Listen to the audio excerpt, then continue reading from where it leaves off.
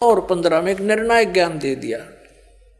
पहले इनका अनुवाद पढ़ाएंगे इंजीनियरों का, फिर समझ में आएगा। संपूर्ण प्राणी अन्न से उत्पन्न होते हैं। अन्न की उत्पत्ति वृष्टि से होती है।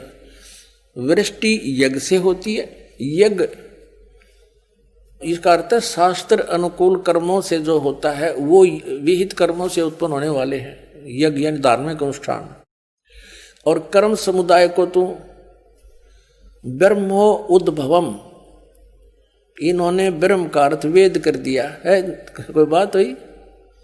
ब्रह्म का अर्थ वेद कर दिया। ये लिखना था कि देखो हम यहाँ पर आए इस काल के लोक में, तो हमने कर्म करके ही मिलेगा, ना कति नहीं मिले। तो कहते हैं ये कर्म लगाए ब्रह्म ने बनाया विधान यहाँ का, और ब्रह्म की उत्पत्ति हुई परम अक्षर ब्रह्म से, उस परमात्मा से, सच्चिदानंद घन ब्रह्म से। इसका अर्थ तो ये है, लेकिन इन अज्ञानियों ने कुछ ज्ञान तो था नहीं, सारे उल्टे अडंगे अड़ा दिए। ये देखिएगा, कर्म समुदाय को तू वेद से उत्पन्न नहीं, ब्रह्म से उत्पन्न हुए। और ब्रह्म अक्षरम उद्भवम अविनाशी परमात्मा से, यहाँ ब्रह्म लिखना था, ब्रह्म ये काल अविनाशी परमात्मा से उत्पन्न हुआ जान। इससे सिद्ध होता है कि सर्वगतम ब्रह्म, सर्वगतम माने सर्वव्यापी परमात्मा, सबका मालिक, सदा ही यज्ञों में प्रतिष्ठित है। वो इष्ट रूप में पूज्य है, वही प्रतिष्ठित है सभी यज्ञों में। उसको इष्ट मानकर पूजा करनी चाहिए। इसका निष्कर्ष ये निकल गया। अब देखिएगा अध्याय नंबर 15 का हम 16वां श्लोक इन्हीं के अनुवाद सुनाते हैं। इस संसार में नाशवान और अविनाशी भी ये दो प्रकार के पुरुष हैं, प्रभु हैं, दो प्रकार स्वामी हैं। संपूर्ण प्राणियों के शरीर तो नाशवान है और जीवात्मा अविनाशी कहा जाता है। अभी 17वें में कहा है उत्तम पुरुष है तो अन्य, उत्तम पुरुष है तो अन्य परमात्मा इति उदाहरत है। ये लोग तरम आविश्य विभर्ति अवैश्वर है। उत्तम पुरुष यानी श्रेष्ठ परमात्मा, सही वास्तविक भगवान तो इन दोनों से, इस सर पुरुष और अक्षर पुरुष से भी कोई अन्य है और है।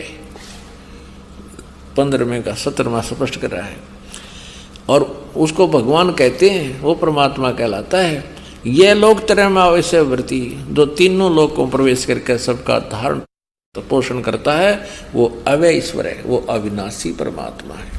अब पुण्यात्माओं ये स्पष्ट हो गया कि गीता ज्ञान दाता से अन्य और सुप्रीम पावर है।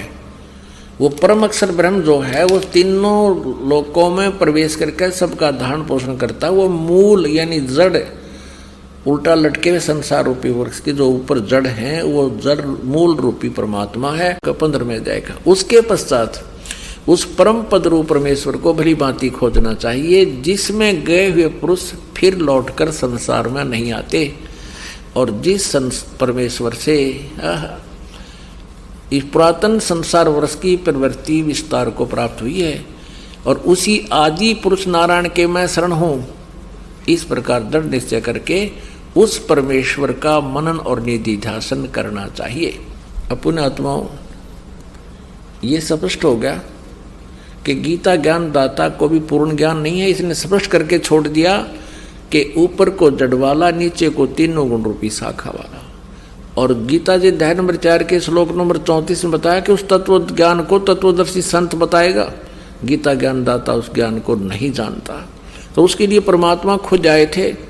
आज से 600 वर्ष पहले परमेश्वर ने स्वयं बताया था, अक्षर पुरुष एक पेड़ है, निरंजन वा की डार, और तीनों देवा शाखा है, ये पात रूप संसार।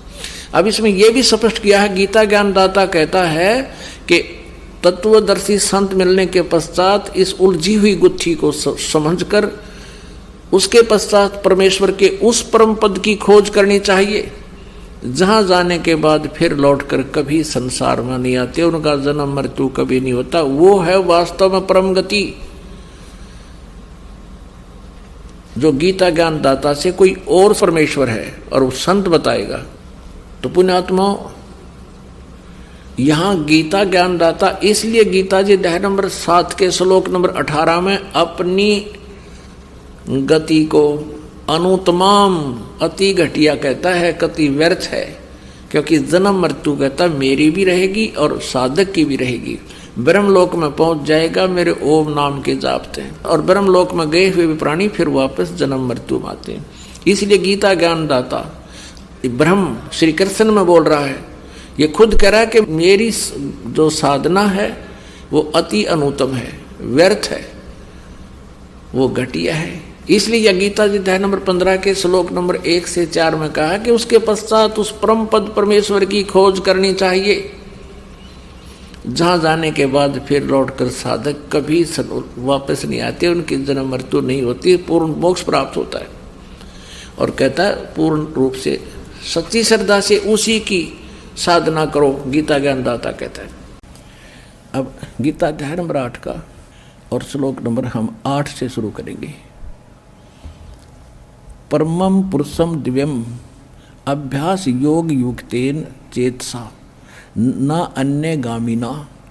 परमं पुरुषम दिव्यम, उस दिव्य परम पुरुष यानी परम अक्षर ब्रह्म को याति पार्थ अनुचिंतन, उसके सिमरण से उसको प्राप्त होते हैं। इनका अनुवाद भी बहुत कुछ ठीक है।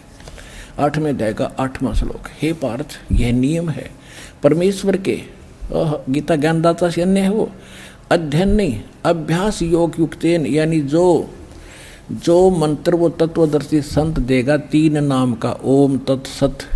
ओम तो सीधा ही सरपुरुष ब्रह्म का है, तत् और सत ये सांकेतिक है। ओम और तत् मिलकर ये 2 अक्षर का सतनाम बनता है। वो तत् सांकेतिक है, जो आपको प्राप्त है उनको खूब पता है। और सतयु आदि नाम है, ये अलग मंत्र है, जो सार नाम प्राप्त है उन पुण्यात्माओं को खूब ज्ञान है। तो यहाँ ये स्पष्ट कह रहा है कि उस मंत्र के अभ्यास से, ये योग न ध्यान का इसमें मतलब है नहीं, ये तो हठ योग को ध्यान मानते नहीं। इसका संस्कृत मूल पाठ क्या कह रहा है देखिए, अभ्यास योग युक्तेन, ध्यान नहीं, अभ्यास यानी उस नाम के सुमरण की युक्ति से, उससे लगन से, दूसरी ओर न जाने वाले मन से, यानी किसी और भक्ति में फिर कति ध्यान नहीं जावे, केवल वही भक्ति करे निश्चित से। अनुचिंतन, निरंतर चिंतन करता हुआ परम दिव्यम पुरुषम याति है। परम पुरुष, परम दिव्य पुरुष यानी उस परम दिव्य परमेश्वर को प्राप्त होता है। गीता ज्ञान दाता से अन्य है वो परम अक्षर ब्रह्म, और वो सच्चिदानंद घन ब्रह्म जिसका 3 मंत्र का जाप है, उसको प्राप्ति कर, उसकी शरण में जाने को गीता ज्ञान दाता कह रहा है। अब आगे देखो,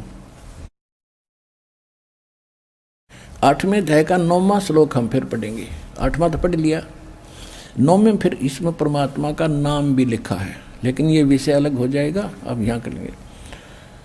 जो कवियम सर्वे कर दिया, कवियम ये लिखना था, जो कबीर देव है अनादि, सबके नियंत्रता, सूक्ष्म से भी अति सूक्ष्म, सबके धारण पोषण करने वाले, अचिंत स्वरूप और सूर्य के सदृश चेतन।